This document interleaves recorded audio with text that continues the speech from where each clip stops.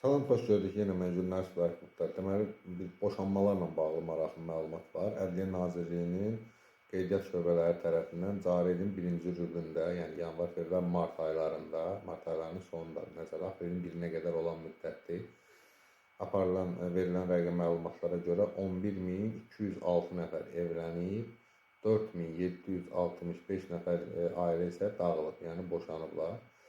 Bu barədə Dövlət Statistika Komitəsinin məlumatında bildirilir. O da əlavə olunub ki, müvafiq dövr ilə müqayisədə, yəni ötən ilin 3 ayı ilə müqayisədə hər 1000 nəfərdə nikahların sayı 4-dən 4,4-ə qədər artıb, boşanmalar isə 2-dən 1,9-a qədər düşüb. Yəni ümumi statistikada belədir. Amma faiz hesabında ailələrin 42,5%-i dağılır. Yəni qurulan hər ailənin 42,5%, bu hər halda 3/2 civarına qədər gələ çıxır. Hər 3 ailədən ikisi dağılır. Çox böyük statistikadır. Yeri gəlmişkən biz boşanmaların statistikasına görə artıq Avropa ölkələrini də üstəliyirik.